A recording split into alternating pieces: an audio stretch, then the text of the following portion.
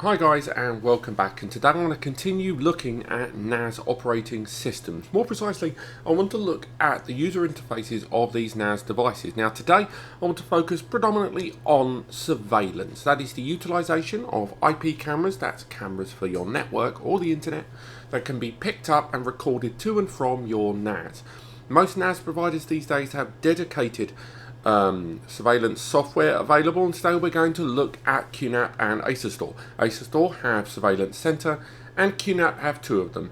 They have Surveillance Station and QVR Pro. We're going to look at QVR Pro because I do get the impression that QNAP are kind of phasing out Surveillance Station a little bit there in the background in favour of QVR Pro.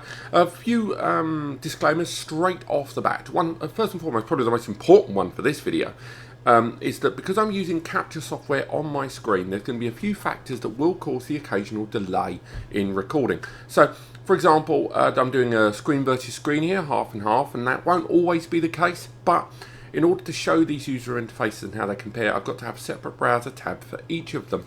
On top of that, because I've got lots of NASes in close proximity to me, there will be humming there in the background, which might be a bit annoying for some of you out there during the course of this video, so I apologise for that, but unfortunately during the setup of this it's not really possible.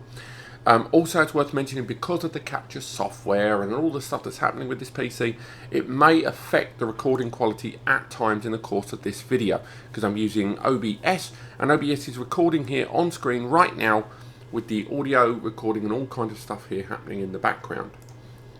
Last thing, probably more important than most, is that during the course of this I wanted to have lots of cameras for this recording. Unfortunately, a lot of the two Reolinks I've used in other videos are not available. So I've only used the one Reolink camera, so it will make using some of the multi-control deck stuff almost impossible on this. So do bear that in mind during the course of this video. What we're looking at is the software utility. Now, because of the nature of this and the fact that we are using both of these softwares, it's going to be very hard to show them at the same time. I'm going to kind of focus on one NAS brand almost exclusively in the first half, and then the other one in the second half, and how they compare. I'm going to open with the Nimbustor app. Now, there's a Surveillance Center app, and there are 2 to 4 camera licenses with any Asustor NAS, depending on the unit you go for. And when you use the Surveillance Center application, you click here and it will invite you to install a client application for your PC or Mac system. Here it is, and there's me in the recording room on the side talking on the mic. You'll have to forgive my posture. I've got all kind of boxes behind me and my hand moving around, and any second now I should be pointing behind me during the course of this. There I am, because the chair doesn't move out very well. So this is the control deck of the Surveillance Center application on that NAS. Hopefully a lot of this recording will still make it, and at the moment, as you can see there in the background, there is the desktop interface of the Asustor app, and we're just using this app here. Hopefully the capture software is not going to have to work too hard on this. On the right hand side we've got that camera there, and we can add multiple cameras. I'll show you how in a second. And this camera is a Reolink C2 Pro that in a second you're going to see my hand flick at the camera to give you some idea what the delay's like. There we are.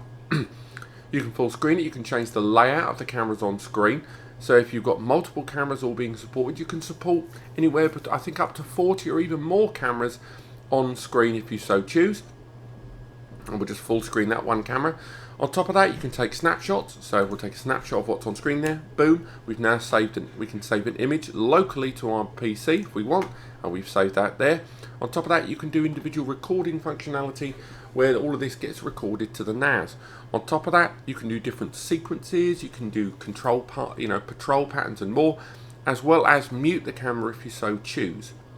Also, on top of that, if you've uploaded an EMAP to the local area you're in, you can then view the camera's place on your environment, and you can see the 4 licenses that this unit arrives with here. I've not populated it with cameras yet. Finally, the settings menu we'll look at in a moment, and of course we can control the zoom on this camera, and it will start to zoom in a second. While it catches up, I'm going to stop tickling my beard. I'll be honest, it really does need a trim at the moment, but now that zoom functionality is going to start working there. I only tapped it slightly. If I press and hold, the zoom will be a lot more extreme. But of course, because there's a recording delay here, the delay there on me actioning that zoom will also happen too. We can also control the pan tilt zoom functionality. So if we want, I can rotate the camera a little bit, and this will now rotate that camera in real time to rotate on its axis. The amount of control we have will of course differ. As you can see, the camera's moving slightly, catching up. On top of that, we can go to playback, and this will play back the recordings we've made on our camera that have been stored on the NAS. You can set up alerts so that if there is a, say, motion within a certain zone, a grid that you want to track motion, then these things will alert. Also, individual cameras can have their own individual settings too, and of course here on the settings menu is where we've got all of the control we want. So mount recordings if you've got pre-existing recordings. Login portal is if you want to have different users and how way they access the device. CMS, content management system, is where your archive of footage will live. License control is when you want to add more licenses. And of course, for those that haven't caught my other videos before, do bear in mind that if you do want to add more than the default number of camera licenses your unit arrives with, you do have to pay for them. Now, there's a huge amount of contention about that, but all NAS brands do it. They all invite you to pay for individual camera licenses once you exceed 2, 4 or 8 in some cases. But you know, whether that's a good thing or a bad thing, do check out my videos on the pros and cons of camera licenses. Do check that out. Quick start is if you want to go the nice streamlined way to set up the software for the very first time. And of course, camera lets you add more cameras. Now, I do have another camera in this environment, which unfortunately I'm not able to add to the Asustor NAS. I'll explain why later on, but if you go to add camera, this is where you can add cameras and edit the existing cameras, where they save, what they save, and more, and all of that within the user interface of the surveillance client application. You can do separate recordings, you can create individual savings storage quotas of space, and patrol patterns and more advanced settings about how and where they record. All of these options are once again readily available from the settings menu. All of the things that can be changed, and more enterprise cameras such as the Axis series of cameras are supported too, and you've got the event rule management that lets you have different actions and alerts that go to different users via on-screen notifications, emails and more. All of them can be controlled from here. It's a lovely user interface, it's quite simplistic, it looks a little dated, it could do with I think a bit of a zhoosh, doing it up a little bit, but it's not terrible. And of course, Maps gives you the ability to upload a blueprint of your local area network, and by that I mean not the LAN so much as your physical environment, and add cameras so you can assign it and then flick between cameras in a far more graphical fashion. And of course the log section, events, logs everything that's happening from logging in to logging out to movements within movement tracking. And once again, if you have more enterprise level cameras, the alert can be tailored accordingly. Now, if we move over to QNAP, we can see how they approach this matter. Now, what they do is they have their own user interface. There is, on the left-hand side, this other tab here. This is the user interface of QVR Pro. Don't worry too much about the memory utilization. We're still recording this off the back of our ADM versus QTS video, and I've used a lot of memory in the course of that video. Now, QTS and its QVR client, as seen here, lets you utilize their client application. You can't actually view cameras in their user interface here, the online browser version, but you can configure everything else about it. So Asustor pushes you to the client, and QNAP kind of half pushes you to the client for accessing and controlling cameras, but the rest of the control can be done within the interface. Now, not to choose one side over the other, it is going to make it very tough because it will depend on your style of use.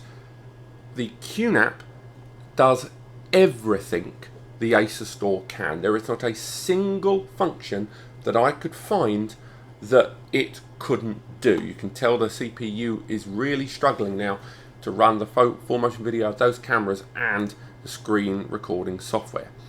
Now, not only can it do everything the Asustor can do, but it can do more than that. For example, it arrives with 8 camera licenses as standard, and that is across nearly all of the modern Intel NAS that QNAP provide. You've got all of the levels of control that you want, and if you go into individual cameras, the way you can control the camera is actually better as well. So in the case of this camera here, this is the same Reolink camera. We've got the ability for pan tilt zoom controls. So if we go for the pan tilt zoom here, we can move the camera there on screen a lot more intuitively. The camera's now going to point up. I think I pointed it too far. And we're just going to get it to look at that light just above me. It's going to start focusing in, and it will zoom all the way to that top light. Before it does that, we're not going to we can also reset the camera to its original preset settings. Now, you've got that area of pan tilt control, which is always handy. Let's bring that camera back down to my face. Hello. Probably not go too far, otherwise we're going to be looking at my lap, which is a bit weird. On top of that, you've got all that stuff there at the bottom. You can control things generally with a whole spec of cameras if you so choose. But what's really interesting is you may have noticed there is that second camera, and I said I'd get to that. Oh, look at the CPU utilization on my host machine. Wow. The reason I wanted to get to that was because QNAP also has an app called USB Cam, which allows you to connect USB cameras to the QNAP, and from there you can then run web cameras as IP cameras, and these cameras are then picked up by QVR Pro. That is something that no other NAS brand gives you. Synology have something very, very similar that I'll talk about in another video involving mobile phones, but the QNAP allows you to use USB cameras and port them into the user interface of surveillance. Now, if we just want to look at this one camera here. Obviously the frame rate is really suffering because it is quite a high spec camera and the recording software is using so much of that CPU. But if we get rid of that camera a second and we focus just on the webcam, and this is the webcam using that software, you can see behind me a lot of that desktop behind me. As it's a webcam, the resolution drops significantly. From here, we've got a few elements of control open to us. So we can do everything from changing the aspect ratio, which is fairly boring. We can take those screenshots just like we did before, and it's, we'll save those up and they get saved locally to the environment. Keeps it there, and we can access them, of course, in the playback and all of that stuff. On top of that, we can do a digital zoom as opposed to optical zoom. So again, we can zoom in, we can look at the camera directly, and zoom out again.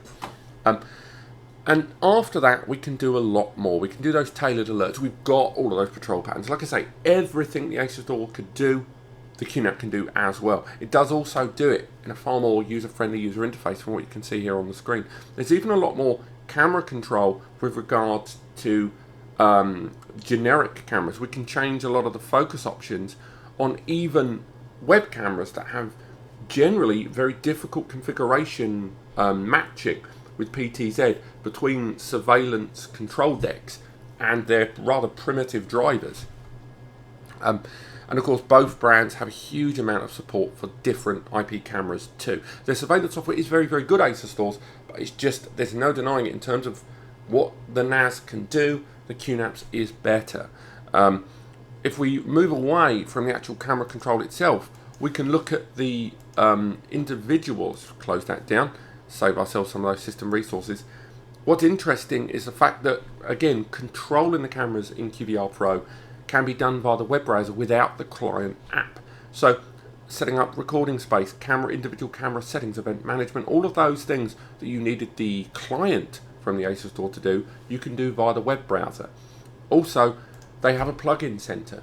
This is something that both them and Synology have, in that they have individual apps that are dedicated to surveillance, which is very, very important for a number of you out there that have a far more tailored setup with, say, electronic doors that need voice recognition or pin recognition or camera recognition. And QNAP announced AI implementation on a number of all the GPUs, not like in this, AI manipulation being used significantly more in their software, with stuff like QVR face, QVR thing implementation all being recognized by the software. I believe I may have used way too much of the system resources on this. I'm going to have to let that refresh, I think, because this browser does not want to play. But what we'll do is we're going to end things there just on Asustor, because it's very important that we don't overlook that. Although the Asustor platform doesn't give you everything that the QNAP one does, what it does give you at that price point and that hardware point are phenomenal. We don't want to look at that. We want to look at the Asustor. Go away.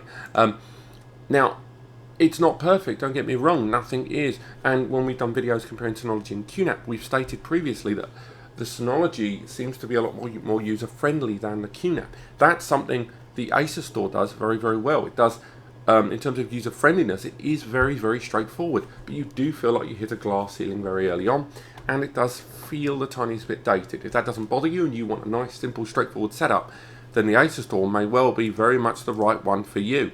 But when it comes down to it, for me personally, I would pick the QNAP, but that's because I'm quite technical and I enjoy that sort of thing. If you're a simple home user, chances are you're going to want to take advantage of that Asustor. I'm going to wrap things up here because we're going to move over to Asustor and Surveillance Center versus Synology's Surveillance Station 8.2. And after that, of course, that HDMI comparison as well. Thank you so much for watching. I hope you've enjoyed this. Again, I look forward to showing you more videos. I really should invest in a capture card for these videos, and I probably will soon. But otherwise, thank you so much for watching. Don't forget to click like and subscribe to support the channel, and I'll see you next time.